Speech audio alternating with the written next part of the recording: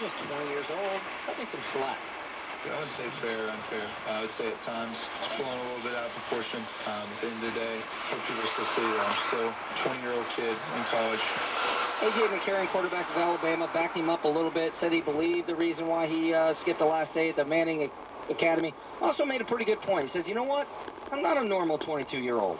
No, you can't be a normal, 22-year-old kid. Every 22-year-old's not doing what I'm doing, and I'm not able to do what they can do. I can't go out and act a fool in public and, go out and drink excessively and end up doing, being wild and stuff. I can't do that. I'm not saying that I want to in any type of way, but I wanted to be the type of kid and guy that, younger kids can look up to me and be like, even if it's only a couple, I just want them to be able to have a role model, look up to and be like, I want to be that way when I'm older and handle myself the way he did.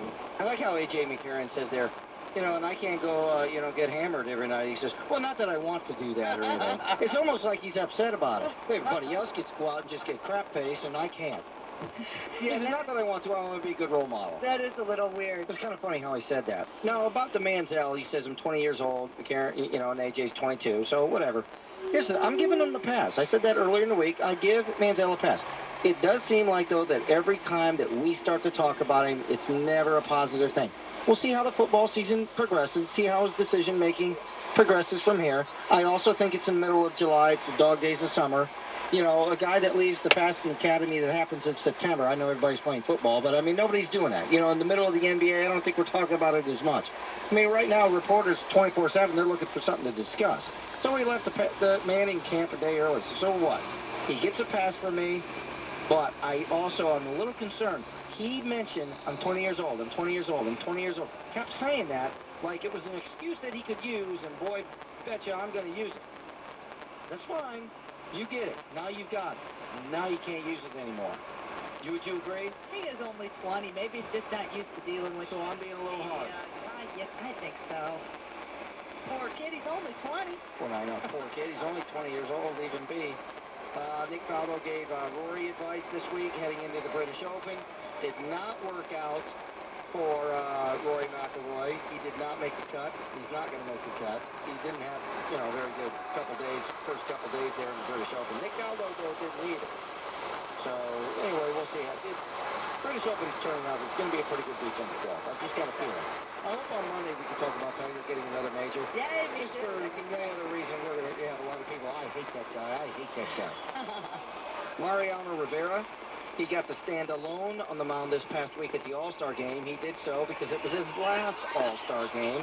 And he got an ovation from not only the fans, but from his players on his team and against his team as they stood in front of their respective dugouts and applauded him, not only for the night, but for his entire career. Here's Mariano talking about that special moment, being alone on the mound.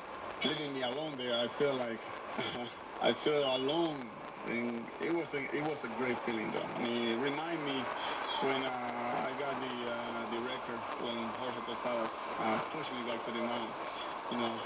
This is spectacular. I see both teams standing in front of the dugout and proud and remarkable. Yeah, Trey and I agreed on this one too. We also got the MVP of the All-Star game. And I think Trey and I were on the same page on this one. It kind of reeked of, to me it diminishes the award. If you give the MVP award to somebody simply because they meant so much to the game and simply because it was the All-Star game, then to me it diminishes the award. However, when I looked at the box score, I could not find anybody that got screwed out of getting it. There just wasn't any other participant in the game that would say, boy, I know what this was about. There just wasn't anybody there with a stronger argument than anybody else. So I think it made it easier to give it to him, but I still think it kind of stunk a little bit. Right, Trey? Yeah, I still stand by what I said because, he just pitched in one inning. Big deal. And he already had his moment before he got to the mound, so we had to give him the MVP too. And it also felt like to me that kind of felt like he retired that night. It did. It really did. And, of course, he is retiring, but not that night. He's still got a half a season to play. And who would know, though? By the way, it made it look like he was never going to be on that mound ever again. But, he would. All right, here's the next subject. We had, we made a big deal out of the whole thing. Geno Smith decided not to go to Sanchez's camp, go west. Decided not to go out there. And so a lot of people thought, well, maybe the two of them aren't getting along. Geno said that's not the case at all. Take a listen. I think it's just something to talk about. Right now it's a dead period, so any type of hype, anything that they can get their hands on, some type of controversy, something good to talk about. Me and Mark are cool. No hard feelings or anything. You know, he's up there getting work with the guys. I'm down here getting work.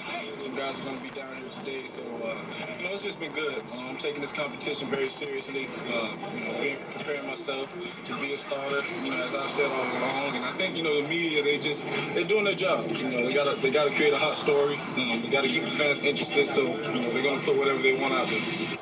No, I think it's so much to do about nothing. Mark Sanchez has got a camp. He's done it every year. He takes a lot of the offensive folks out there, try to get on the same page. Mark Sanchez wants to keep the job. Gino wants to take it from him. I don't think it's necessary that Gino go out there, stay in New York, stay in the weight room, get into the film room, do what you need to do to prepare yourself to take the job from Mark.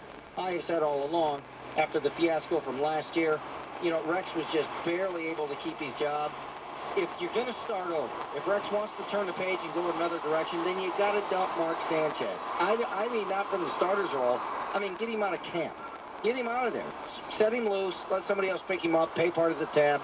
But he's going to do, at this point, I believe he's more harmful than helpful. And you know what? If things start to go south, you got to dump him. And I mean, don't wait till week 7. Right. I mean, dump him in week 2 or 3. They will. And don't say that he hasn't had his ship. Well, Coach, you got to give him a chance. Hell, no way. He's had 4 years. That's enough. 490-2750. Here's the next topic that happened this past week. So much was talked about the current commissioner, Bud Selig,